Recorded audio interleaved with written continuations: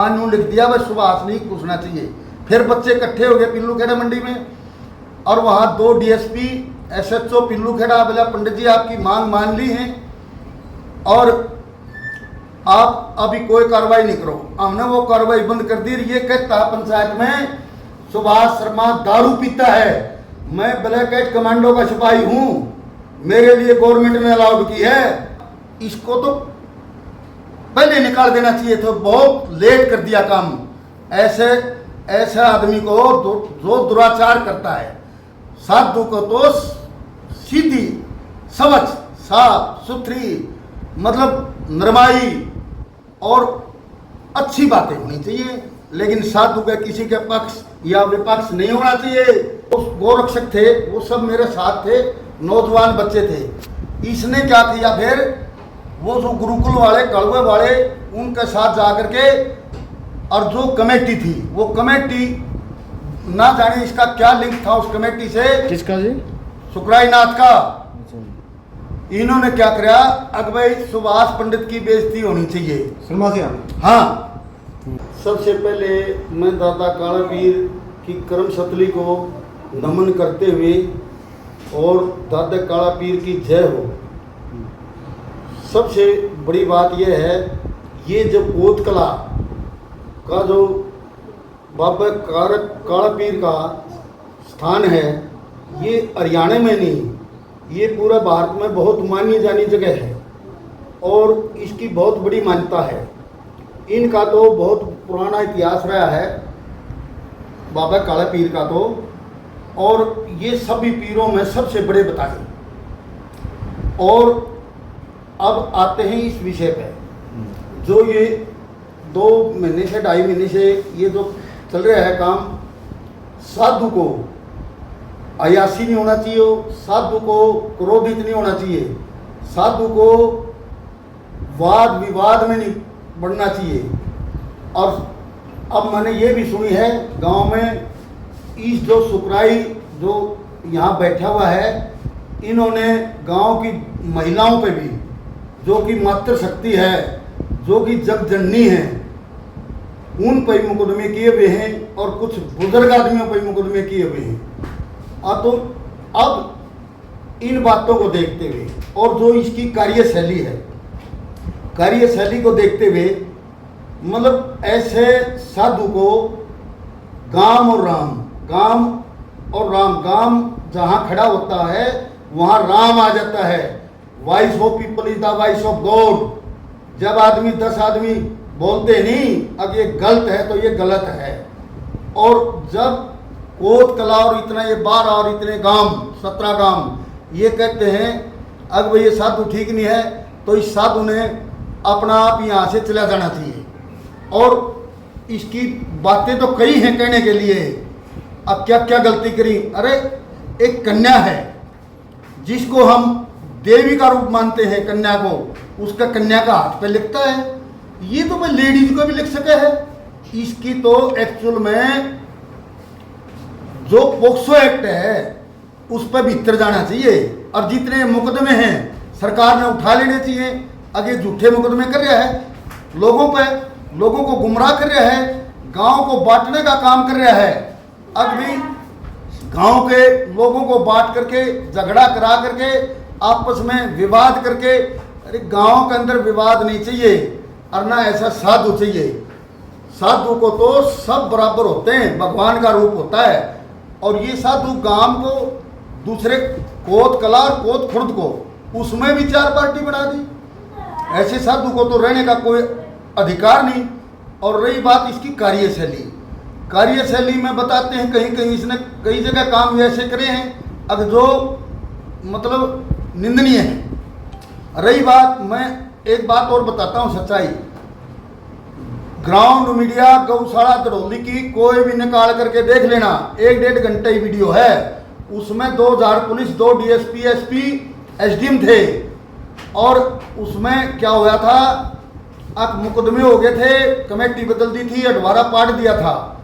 और उसके बाद वो जो गोरक्षक थे वो सब मेरे साथ थे, नौजवान बच्चे थे। इसने क्या किया फिर, वो जो गुरुकुल वाले कड़वे वाले उनके साथ जाकर के और जो कमेटी थी वो कमेटी ना जाने इसका क्या लिंक था उस कमेटी से। किसका जी? सुखराई नाथ का। इन्होंने क्या किया, अब भाई सुभाष पंडित की बेइज्जती होनी चाहिए। हाँ, और मेरी सच्चाई है, इसमें कहीं झूठ लिख रहा, मेरा सिर कलम कर देना। जो गाय की खाल उतारते थे, हड्डी बेचते थे, खाल बेचते थे, और मेरा खेत लगता हुआ गौशाला दड़ौली का लगता हुआ बीत लग गए, और मांस को कुत्ते लेके हटते थे, और ये उनका सपोर्टर है। वो जो गायों के साथ ऐसा निंदनीय अपराध हो रहा था उसका ये सपोर्टर है। और फिर क्या करता है, पंचायत होनी गौशाला दड़ौली में, इसने पंचायत करवाई गुरुकुल कड़वा। अब वहाँ तो वो दोबारा पर खेत लगा आ जाएंगे, इसने और सुभाष का नाम वहाँ नू लिख दिया, वह सुभाष नहीं पूछना चाहिए। फिर बच्चे इकट्ठे हो गए पिल्लू खेड़ा मंडी में, और वहाँ 2 DSP SHO पिल्लू खेड़ा बोला पंडित जी आपकी मांग मान ली है और आप अभी कोई कार्रवाई नहीं करो। हमने वो कार्रवाई बंद कर दी। ये कहता पंचायत में सुभाष शर्मा दारू पीता है, मैं ब्लैक एट कमांडो का सिपाही हूँ, मेरे लिए गवर्नमेंट ने अलाउड की है। सुखराई नाथ कौन होता है मेरे बंद करने वाला? इसकी क्या औकात है? मांग के खाने वाला कोई बड़ा नहीं होता। हम गृहस्थी हाँ, हमारा सारी लाग है। इसका तो 2 कोस दूर जाके मांग के खा लेगा, और बड़े मठ पर कब्जा करी बैठा है, गांव का सत्यानाश कराएगा। मेरा सभी गांववासियों से प्रार्थना है, भाई आपस का भाईचारा कायम रखो। बाबा तो 10 कोस दूर मांग के खा लेगा, आपा नाड़े रहना है। कोई भी भाई जो गांव का है जो दूसरे गांव का है, आपस में कोई विरुद्धता मतलब अराजकता या कोई ऐसा कार्रवाई ना करे जिससे हमारा भाईचारा खराब हो जाए। हमने भाईचारा रखना है, मठ को सुचारू रूप से चलाना है। मठ की कमेटी को भंग कर दो, नई कमेटी बना दो। वो कमेटी में वो आदमी होने चाहिए, थोड़ा बहुत पढ़ा लिखा हो, 60 साल से ऊपर का आदमी हो, जो घर की पूरी जिम्मेवारी, जिस पर घर की जिम्मेवारी ना हो, वो आदमी मठ के अंदर होना चाहिए। चाहे वो गांव का विकास करे या मठ का विकास करे, जो भी काम करना है वो करे, न कि अकेली सुप्रीम पावर इसका हाथ में नहीं होनी चाहिए। दूसरी बात, भाई ये वो कहते हैं आई मौत फकीर की गाज उपड़ी फूक है, ये इस मठ का आग लाने खातर बैठा है। क्या खातर बैठा है यू? जब सारा गांव नाराज है, इसने तो खुद उठ के चला जाना चाहिए था यहाँ से। भले ये बैठा रखा, कई बाबा की वीडियो देखी है, मैं तो दुख हो गया आया हूँ खड़ा होकर के। कई बाबा ने कहा है कि इसको चादर नहीं उड़ाई गई मठ पर। ये तथ्य से आधारित बातें हैं। कई साधुओं ने जो पीर हैं उन्होंने कहा है कि हमने चादर नहीं उड़ाई इसको, और ये धक्का करके बैठा हुआ। और फिर वो कहते हैं सुकराई नहीं है, बुरकाई है, मस्ती है। अरे गांव का नाश करोगे क्या? गांव और राम दोबारा बोलता हूं, जहां गांव खड़ा हो गया नहीं वहां राम खुद भगवान भी झुकता है, और ये तो झुकने के लिए तैयार ही नहीं, और उल्टी भाषा का प्रयोग करता है, कौन सी बातें करता है। इसलिए मेरी तो प्रार्थना है, अब इसको तो पहले निकाल देना चाहिए, तो बहुत लेट कर दिया काम। ऐसे आदमी को जो दुराचार करता है, साधु को तो सीधी समझ साफ सुथरी मतलब नरमाई और अच्छी बातें होनी चाहिए, लेकिन साधु के किसी के पक्ष या विपक्ष नहीं होना चाहिए। साधु को किसी के खिलाफ मुकदमे नहीं करने चाहिए। साधु को तो लाल बाणे के अंदर कोई दाग नहीं होना चाहिए। साधु की तो परिभाषा ये है, और साधु की तो परिभाषा बहुत बड़ी बड़ी है, जो कि आंखें भी खोल दे। और यूँ तो गांव के लोग ये भी कहे कि वहाँ डांस करवाता है। अरे और बड़े मठ में, और जो बाबा काला पीर के जो प्राचीन मर्यादा उनको खत्म कर रहा है। लोग सरकार भी प्राचीन मर्यादा को बचाती है, और यो एकला खत्म कर रहा है। इसकी क्या पावर है? किसने दे दी है पावर?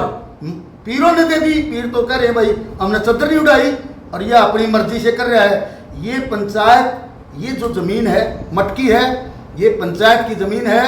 पंचायत में हाथ में इसकी पावर है और पंचायत बरत सकती है। और मैं तो सरकार से भी कहता हूँ, सरकार से निवेदन करता हूँ, अब भाई इस प्रकार के आदमी की सपोर्ट नहीं करनी चाहिए। और रही बात, देखो जब टाइम आता है नहीं, और कई बार कहते नहीं लोग, पुरानी कहावत है, अब जब कुत्ते ही मौत आती है नहीं, गांव की तरफ भागता है। अब इसके दिन लग चुके हैं और आप लोगों ने जो प्रयत्न किया, सुरेश कोथ ने या सरपंच ने और जो भी मेरे भाई हैं, वो सारे के सारे धन्यवाद के पात्र हैं, जिन्होंने अपनी परंपरा को बचाए रखा है। और लास्ट में एक बात और कहना चाहता हूं, आप लोगों के बीच में बड़ी खुशखबरी कुछ ही देर में आने वाली है। और बढ़िया डालिए गांव बसना चाहिए और बढ़िया रहना चाहिए। आज से पहले मैं 65 साल का हूं, कोई बच्चा नहीं हूं, इस गांव में कोई विवाद नहीं रहा। और जब से इसने ये काम संभाला है, जब से विवाद पे विवाद। अब ये आपके बीच में दोबारा फिर लास्ट कहता हूं, लास्ट में ये बात कह करके मैं अपनी वाणी को विराम देता हूं। कुछ ही मिनट और घंटों में बढ़िया खुशखबरी आएगी, जिसको आपका इंतजार था। और मैं तो पुण्य इस बाबा काला पीर की जन्म स्थली को और इस कोत कला को और इस कोत बारह को और जितने भी इस गांव में, जितने इस बारह के अंदर गांव आते हैं, मैं सबको नमन होते हुए अपनी वाणी को विराम देता हूं। और पत्रकार जो भी भाई हैं, जो कितने दिनों से लग रहे हैं, मैं उन सब का भी धन्यवाद करता हूं, जो अन्याय के खिलाफ जिन भाइयों ने, नौजवान साथियों ने, और मैं तो उस मातृशक्ति का भी बड़ा आभारी हूं, जिन्होंने सच्चाई की आवाज़, तथ्य से आधारित बातें उठाई हैं। आप सभी लोगों का धन्यवाद और सभी को मेरा प्रणाम। नमस्ते, जय हिंद, राम राम, जय हिंद।